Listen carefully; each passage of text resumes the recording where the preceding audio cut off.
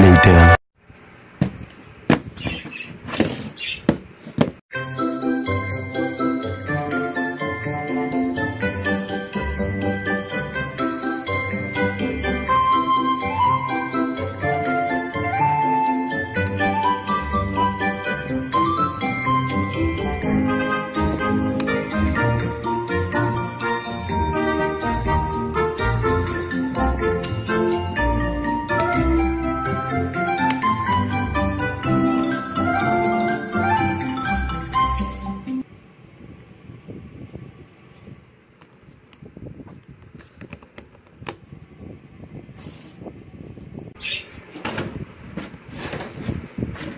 First step, cross.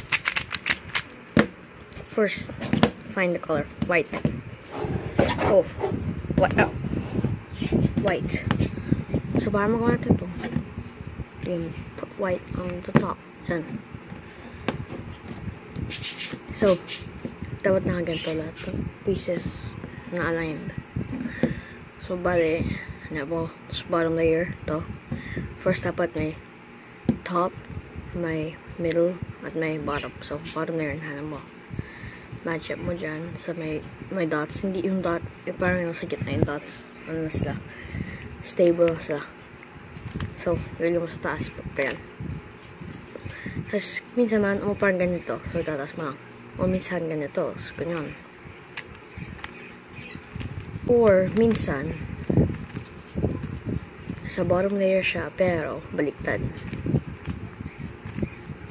Minsan baliktad. So, paano magawa mo yan?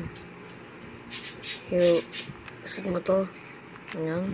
Para magyan mo sa taas. Tapos balik mo. So, na yung lagyan mo to sa baba. Meron 8 steps to sa lahat. First layer, second layer, cross, corners, and then last. May different. So, first, na may cross na tayo. Dito naman sa edges. Para magawa natin ito, hanap tayo sa top layer ng white. May white na dito sa gilid. Kasi may edges, tas may corner. So, ito, may white na may corner. So, iusot natin siya sa tamang ano. So, yan, orange at saka green. So, gagawin mo lang ito. Itaas mo. Ganyan, tas baba. Or kung algorithms, L prime, U prime, L. So yan, baba pa na. So gagawin mo yan sa iba. Tapos minsan, baliktad. Paano to?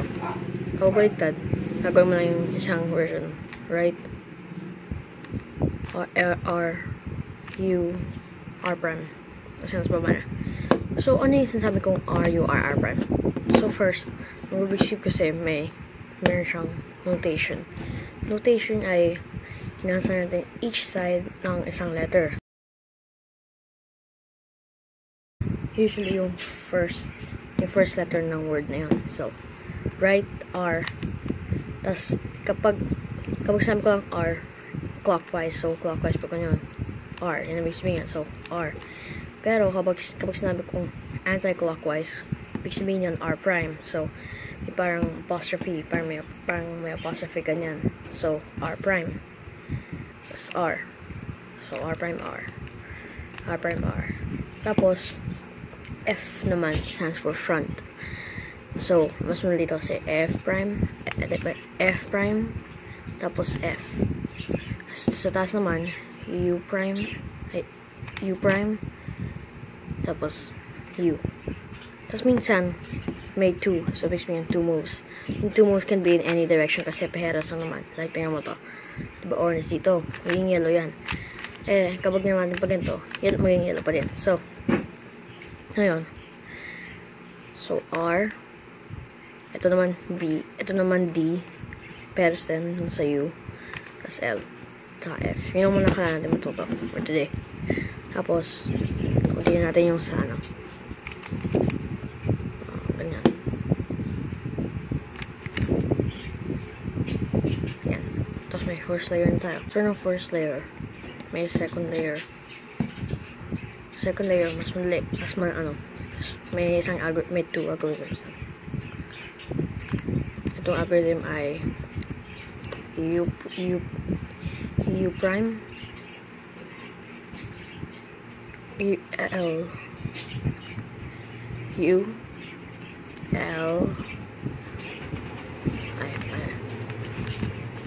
mali.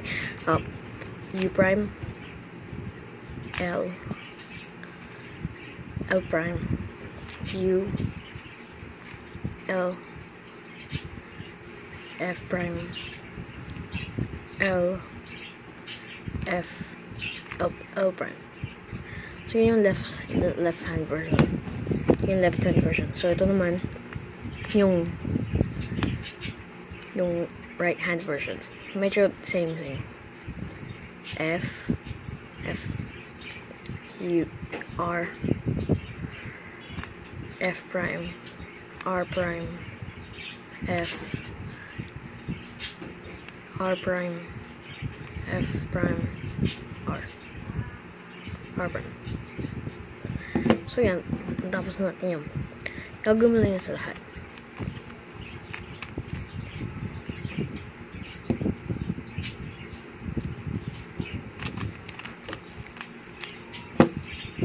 Magagawa mo yun kapag may yellow sa top layer. Paano mo mahanap yung yellow sa top layer? Well, mahanap yung yellow sa top layer. Sa top layer kasi, dapat mahanap mo walang yellow. Tulad nito, walang yellow. So, ililigan natin yung algorithm. Ganyan. Dapat walang yellow yung iligay mo dito at saka tamang piece. Minsan, yung pieces nandito na at saka swap sila. So, gagawin natin. Ito yung algorithm kanina. Tapos, i-insert it again. Pero this time, correct. And malaman mo kung correct kapag yung color dito lang match. So, hindi lang match. So, match. Yung dito. So, yan. Tapos na tayo sa two layer. Now, ito na yung last step. Medyo mas mahirap to kasi may memorize mo. So, first step, tingnan natin kung anong case dito. Kailangan natin gumawa ng cross dito. Paano dito? First, anong case to? May 3 cases. Ito yung L. Line.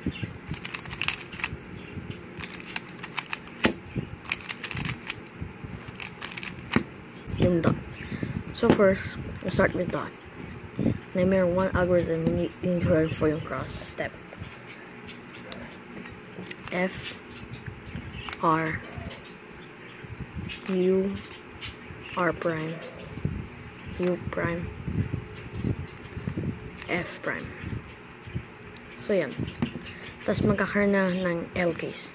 So, first, dapat kalimutan na natin yung sa dito. Parang yung sa cross ka sa baba. So, may ganyan na. So, ang gagawin mo kapag ganyan, correct na yan eh. So, ganyan natin. Tapos, gagawin natin yung algorithm natin.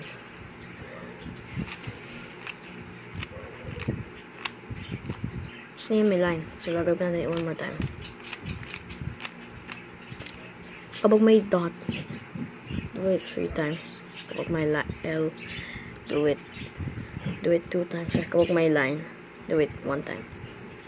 So, yan. May cross na tayo. So, yung next step, ayusin sa edges. Now, this can be solved ng sa edges with one algorithm. So, ngayon, first, tingnan mo yung edges, match up mo sila.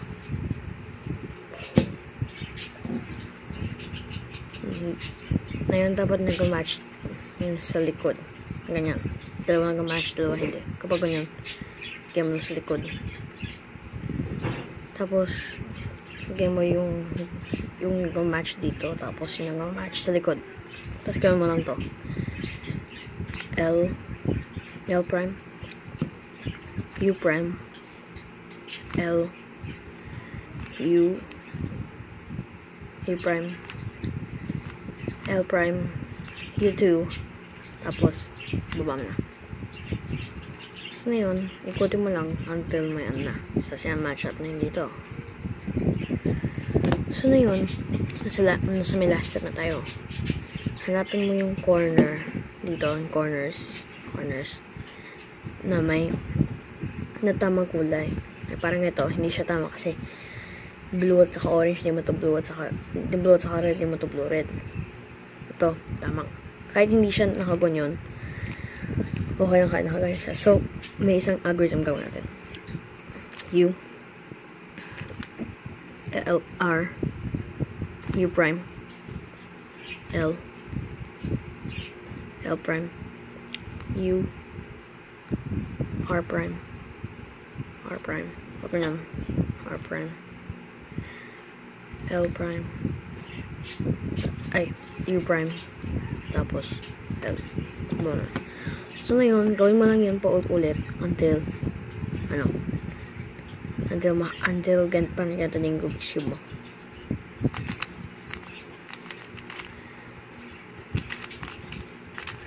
Pero minsan wala kang tama. So, kung wala kang tama, just take any piece and gawin mo yung algorithm.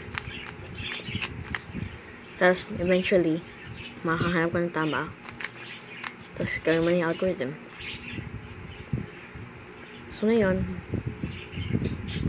gawin mo yung algorithm pa ulit. The last step ay ayusin yung dito. So, first, itong algorithm na to. Sa step na to, hawakan mo yung Rubik's Cube parang ganito. Middle finger sa likod. Thumb dito. Tapos dito. Ganyan. Tapos ganyan.